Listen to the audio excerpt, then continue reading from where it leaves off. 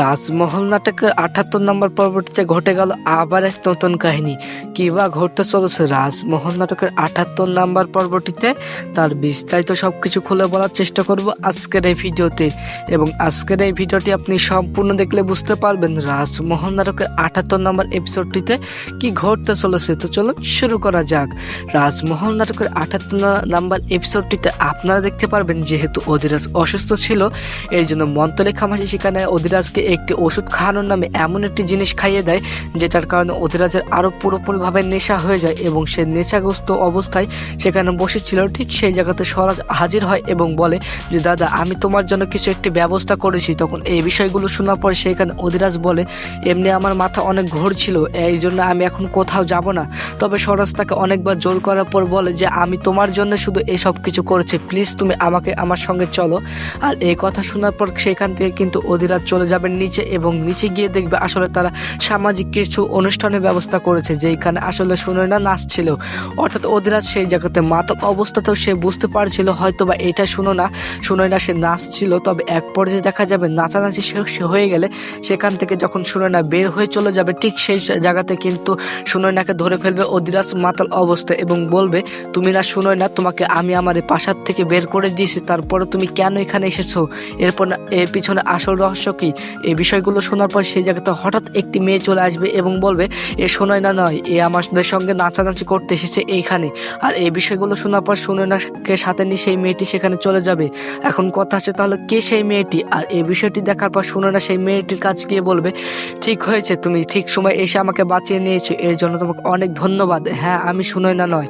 আর এই কথা বলার সঙ্গে সঙ্গে সেই মেয়েটিতে সে তার নিজের মুখোশ খুলে ফেলবে এবং বলবে, হ্যাঁ তুমি সুনয়না, আমি জানি।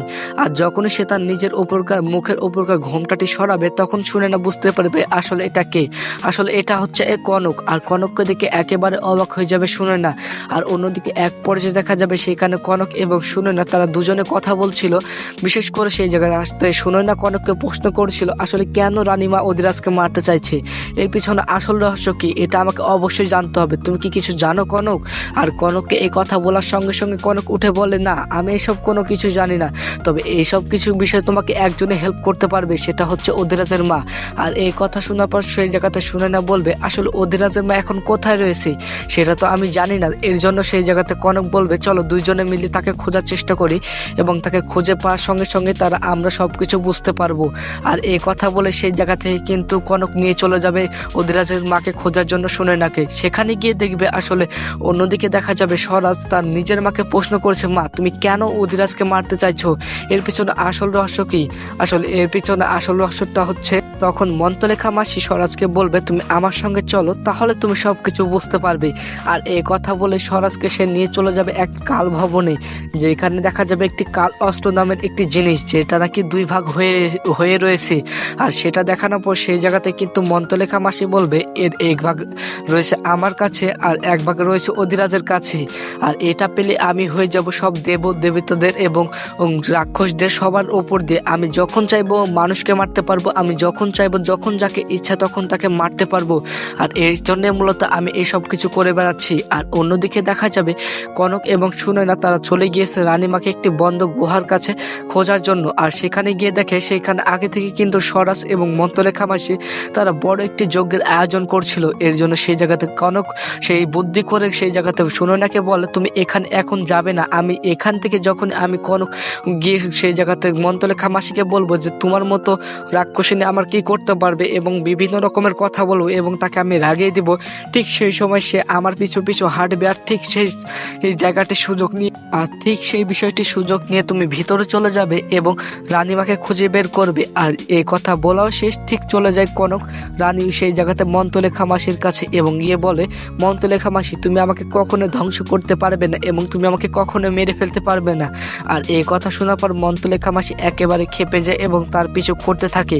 আর এই বিষয়টি কাজে লাগিয়ে সুনয়না চলে যাবে তার রানীমাকে খোঁজার জন্য। সে একটু ভিতরে যেতেই দেখবে সেই গুহার 6টি মুখ রয়েছে। এখন সুনয়না নিজেও অবাক হয়ে গিয়েছে, সে আসলে কোন রাস্তা দিয়ে যাবে। তবে এক পর্যায়ে দেখা যাবে সেই জায়গাতে সুনয়না সে একটি রাস্তা বেছে নেবে এবং সে সেই রাস্তা দিয়ে, আর এক পর্যায়ে সুনয়না কিন্তু সে রানীমাকে খুঁজেও পেয়ে যাবে এবং রানীমাকে উদ্ধার করতে যাবে।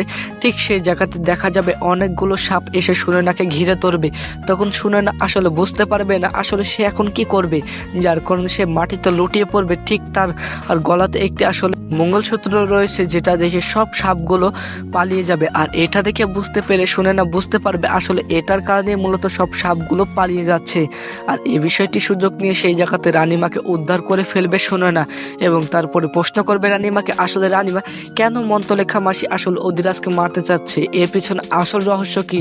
তখন সবকিছু খুলে বলবে রানীমা। আসলে অনেক ছোট থাকতে যখন অধিরাজ অনেক ছোট ছিল ঠিক সেই সময় কিন্তু রানীমা এবং মন্ত্রলেখা মাসি তাদের আসলে রাক্ষসী এবং মানুষদের মধ্যে কিছু একটি যুদ্ধ হয়েছিল, যার কারণে সেইখানে রানীমা ইচ্ছা করে সেই কাল অস্ত্রটিকে 2 টুকরো করে ফেলেছিল। আর তার মধ্যে 1 টুকরো রয়ে গিয়েছে মন্ত্রলেখা মাসির কাছে আর 1 টুকরো চলে গিয়েছে অধিরাজের পেটের মধ্যে, যার কারণে সেই মন্ত্রলেখা মাসি চাচ্ছে সেই পেটটাই কেটে অর্থাৎ অধিরাজকে মেরে ফেলে সেই মন্ত্রলেখা মাসি সেই কাল অস্ত্রটি যখনও তার কাছে নিয়ে নেবে তখনই সে হয়ে যাবে পৃথিবীর সব থেকে বড় পিশাচ।